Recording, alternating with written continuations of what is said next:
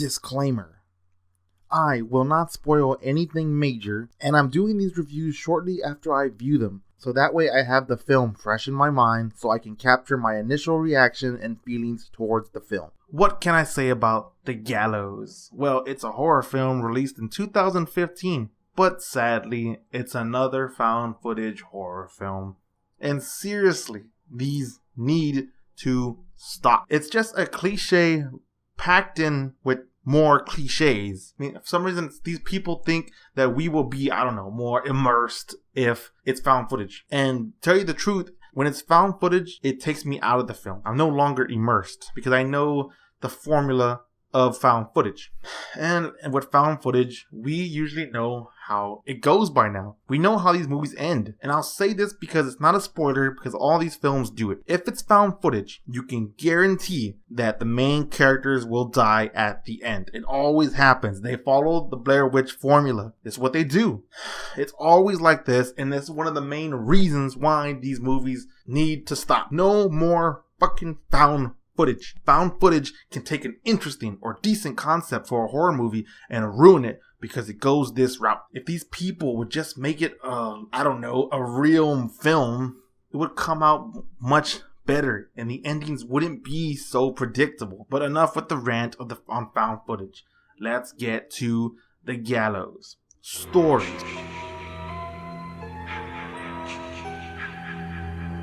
So the plot here is basically in the 90s, there was a school play called The Gallows being performed. One of the actors was named Charlie, and he had a noose around his neck. But there was a prop malfunction, and Charlie ended up being hung. Not necessarily.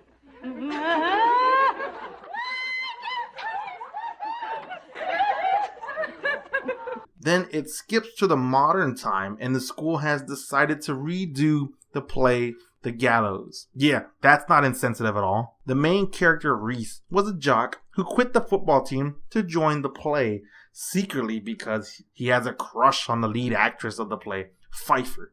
The guy recording the footage is named Ryan. You will learn to hate this guy the moment he starts talking. And he has a girlfriend named Cassie who's not really important to the film at all, but she's there anyways. She's probably only there for the trailer because she's constantly in the trailer. Ryan tells Reese that he is a shitty actor and he is going to embarrass himself. Finally, a movie with characters who are self-aware, huh? Anyways, Ryan convinces Reese they should sneak into the auditorium by using the broken door that never locks, so they can destroy the set, so he wouldn't have to play the next day. Even though someone did mention that they have seen weird things happen at the auditorium at night. Some believe it's the ghost of Charlie, the boy who was hung. But when they enter the auditorium, for some reason Pfeiffer's there, and they all realize that the broken door they came into that never locks is all of a sudden locked, and they may not be alone after all. Acting.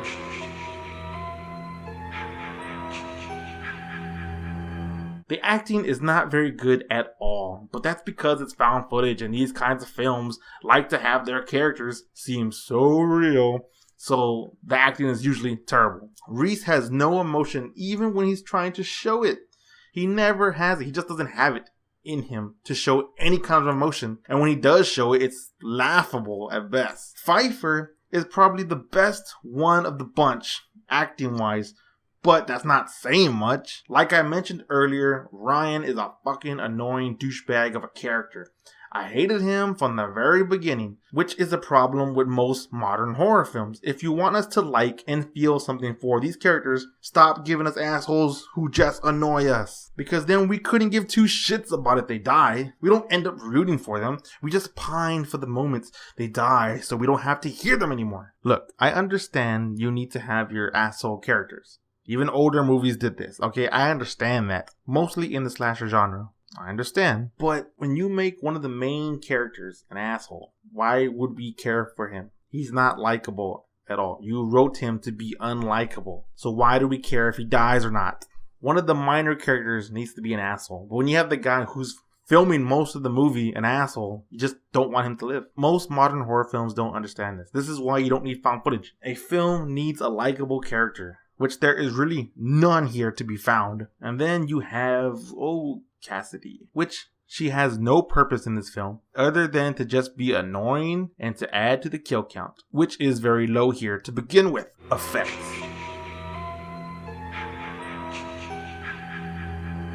Now, I don't even think the film needs this section, because when it comes to effects, there's really nothing here to brag about. But when there are some, it is decent. It's just, no, the film never goes balls to the wall crazy, so you don't have to worry too much about effects. So take it or leave it. They weren't special, but at the same time, what was there was good enough for this film. Miscellaneous. This is just the section where I bring up aspects that don't fit in other areas. This is a nitpick I have, and it doesn't really affect the film. But what's up with the names of the characters? Reese, Pfeiffer, Ryan, Cassidy. I know what you're saying. Why is this a problem? Well, not only do these names remind me of a soap opera, but it's because those are the actors' real names. Yes, those are their real names. And even with the annoying douchebag Ryan, his full name in the movie is his actual full name. I see this as lazy writing. Why was this done? Was it because the actors suck so hard that they couldn't remember their fake names? Or was it done to make them feel real? The horror aspect. How is the horror aspect of this film? While to me it wasn't scary, which is not fair because no horror movie really scares me, the film did try to create tension and add scares. It has a spooky area to work with, and with the backstory, it lends itself quite well to it. It honestly tries to scare the audience with key scenes, but at the same time, the found footage style just really brings it all down. This movie could have been much better and much less predictable if it chose a real film style. Since found footage is so formulaic, this film feels formulaic. You can tell what's going to happen. If you saw the trailer, you know what are the real deaths. You know when people are going to die, and you know they're going to die there because you saw it in the trailer. In found footage films, trailers are a dead giveaway. Any movie that's a found footage, don't watch a trailer because they will show you the end of the movie and they will show you every death. Basically, this movie did the same thing. Now, I feel the scares are done correctly for this film style, but it's just way too predictable when something is going to happen, and also how it is done. But that's a side effect of the found footage subgenre. I understand what it was doing, and maybe it can scare younger audiences and people who don't watch horror films that much. But for me, as a horror veteran, I could guess everything that was going to happen easily. Halfway through the film, it sets up a backstory that creates a twist for the film and the ending, but it's so cliche how it ends, it really sours the whole experience. You're just like, really? I mean, you're just sitting there thinking to yourself, are you really going down this paranormal activity route? I mean, that ending to me ruins the whole film because you could see it coming. So it tries to be scary, but it never really is. Really, I forgot to add this into my miscellaneous, but I'm going to talk about it now. If you saw the trailer, there were quotes for the trailer. Let me quote these quotes. Scared the living hell out of me. So scary it's hard to watch. Perfect horror. Haunting and creepy.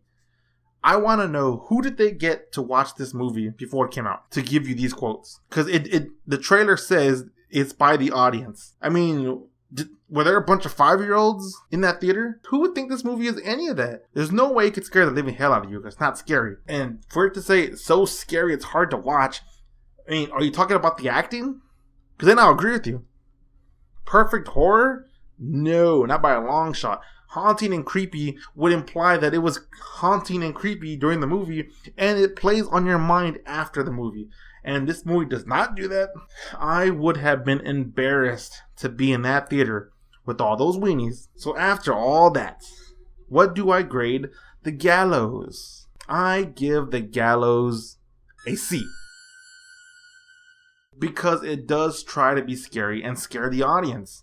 And the whole premise could work with aspects changed to the film. If it would have had a better director, a better cast, and a real film style, it could have been much better. But since the movie did try to work with what it had, it tried to be scary, that is why it gets a C and not an F. Because it did try. And I'll give them that. It tried.